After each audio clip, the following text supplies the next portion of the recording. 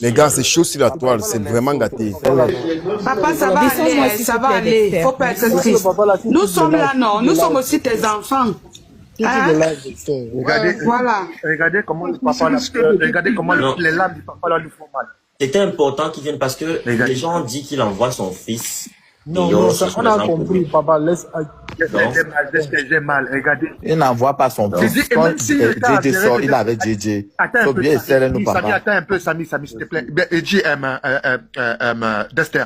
Même s'il t'a avéré, même si je n'ai pas le conditionnel, qu'il t'a avéré que son fils soit ce qu'on dit. Et que ce papa-ci est dans un combat de vouloir faire changer justement la mentalité de son fils.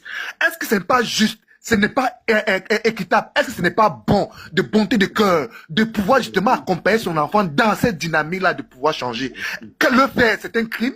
Le faire, c'est devenir l'homme sur qui on doit abattre toute la foudre du monde. Ce papa-là a fait quoi de mauvais? De pouvoir justement accompagner son fils dans cette dynamique-là, même si c'était avéré que son fils, ce qu'on dit était vrai. Je n'ai pas tous ces éléments. Mais ce que moi j'apprécie, c'est son courage, c'est sa volonté de pouvoir accompagner son fils vers ce chemin-là de pouvoir changer.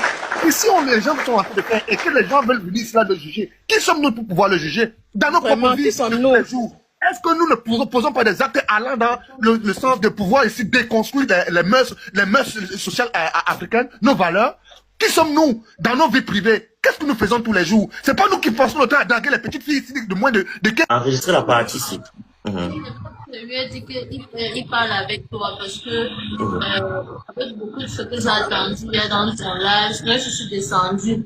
Parce que moi j'avais que lui-même, il parle, il vous explique. C'est pour ça que je suis venue ce matin pour qu'il parle avec vous. Mon fils, je t'ai dit tout à l'heure que je parle en tant qu'un chrétien convaincu. Peut-être que ça n'a pas de sens. Mais mon fils, c'est pas lui qui me nourrit. D'ailleurs, moi j'ai une pension de retraité. J'ai dit que j'ai travaillé pendant 40 ans dans une grande boîte de la ville. Je suis retraité 40 ans de service. Et je n'étais pas le dernier. Hein? Je ne vais pas dévoiler mon salaire. Mais ma pension me suffit. Et largement. Et c'est ça qui me paye mes factures. Hein? L'eau, l'électricité, mes canaux, plus tout ça. Et ça, je peux vous le jurer sur la tombe de mon épouse.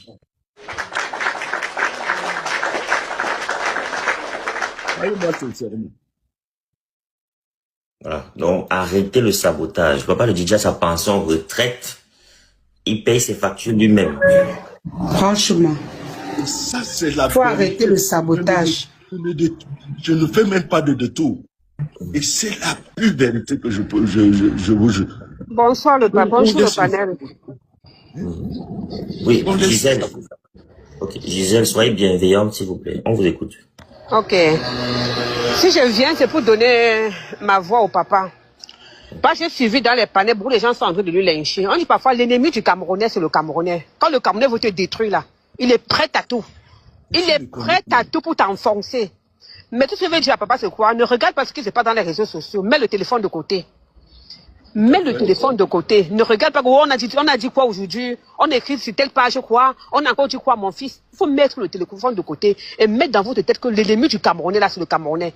Quand le Camerounais veut t'enfoncer, là, il est certain, pas tout. Quand certains Camerounais veulent t'enfoncer, là, ils sont prêts à tout pour vous mettre les bâtons dans les roues, pour vous détruire jusqu'à votre dernière énergie. Certains Camerounais sont comme ça. Je vous donne toute ma force et toute ma bénédiction à votre fils qui est aussi mon fils. Amen. Courage à vous, papa. Amen. Merci. Merci. Merci beaucoup, Gisèle. BG, tu avais un truc à dire au papa?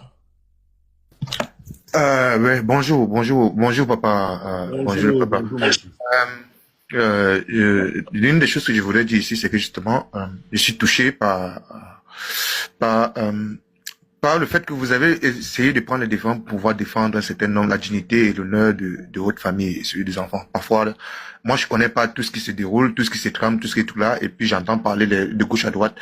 Et c'est vrai qu'il y a un certain nombre de questions qu'on s'interroge justement ici quand on veut utiliser la rationalité pour comprendre comment est-ce que nous sommes arrivés là.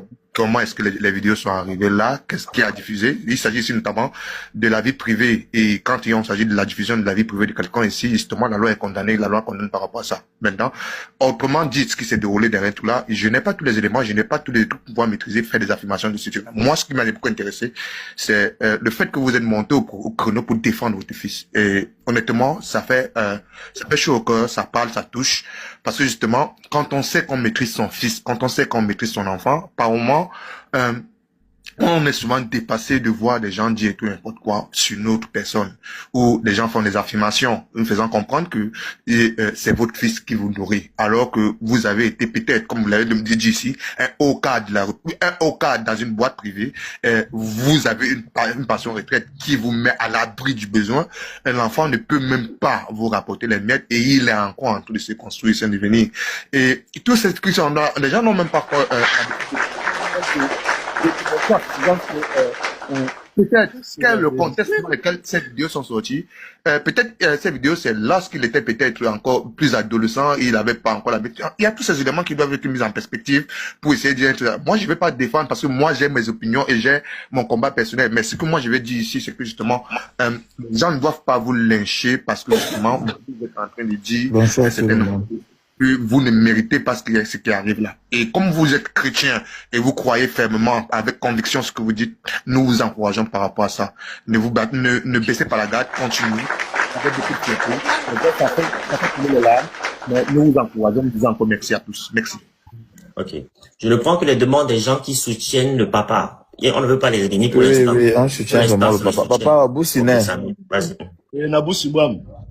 Ouais, papa. Vraiment. Sois juste fort et ça va aller. Ne soutient pas. C'est un mauvais vent. Avec Amel ne parle pas pour l'instant. Laisse d'abord les non. Donc, problème est Titi. Problème est Titi, ça va aller.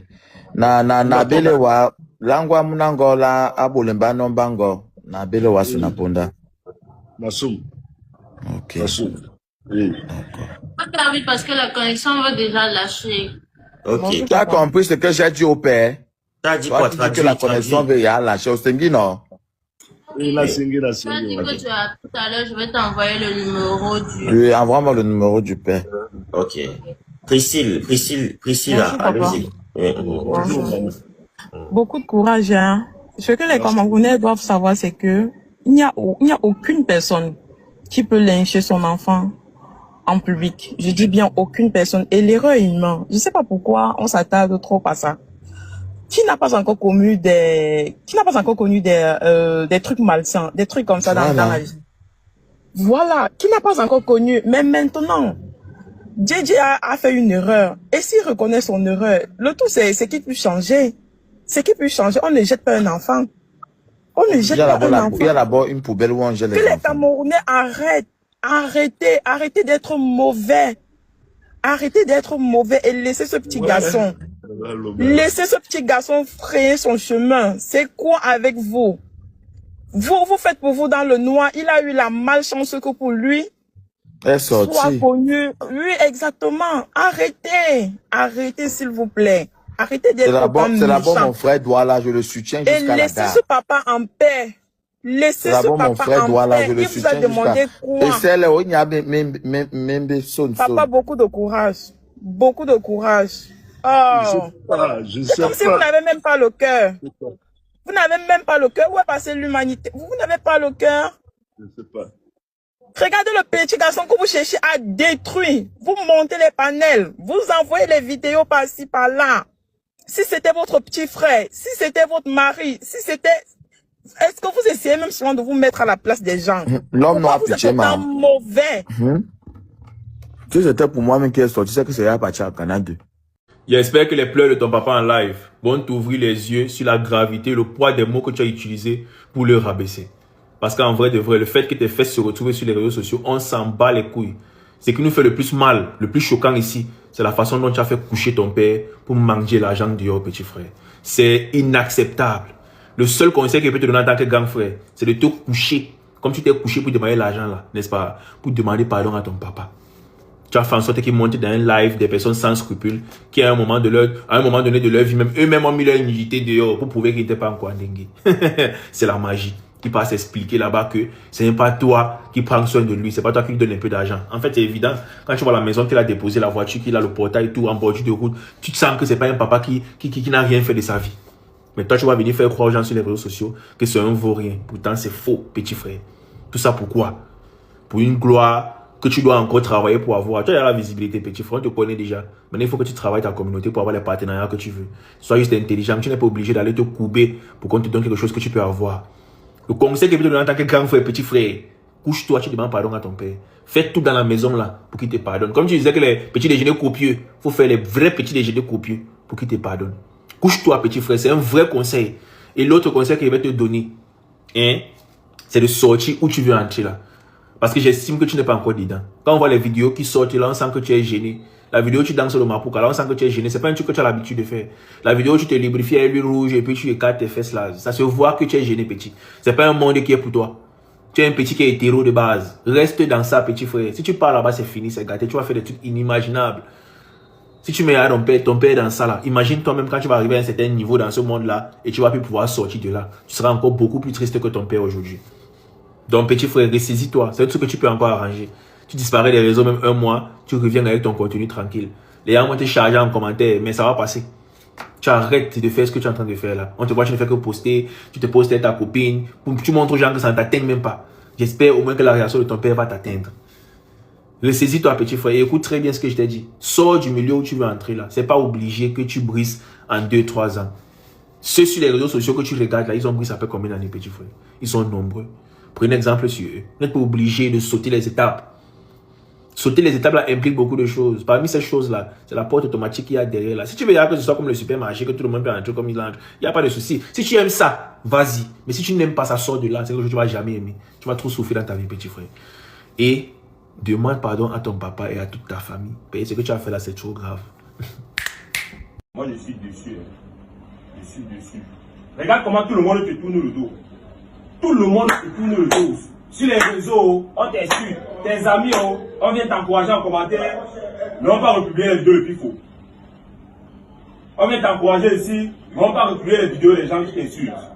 Maintenant, tu penses que tu aurais quelle crédibilité quand tu vas t'afficher même avec ta femme?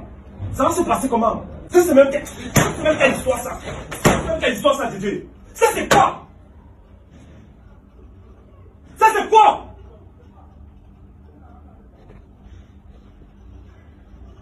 Le père fait tout pour toi. Il t'a donné la meilleure des éducations. Il a été là pour toi. Mais regarde comment tu dis merci à papa. Vous-même, donnez vos avis en commentaire. N'oubliez pas de laisser vos avis en commentaire, s'il vous plaît, parce que c'est très grave et c'est chaud actuellement.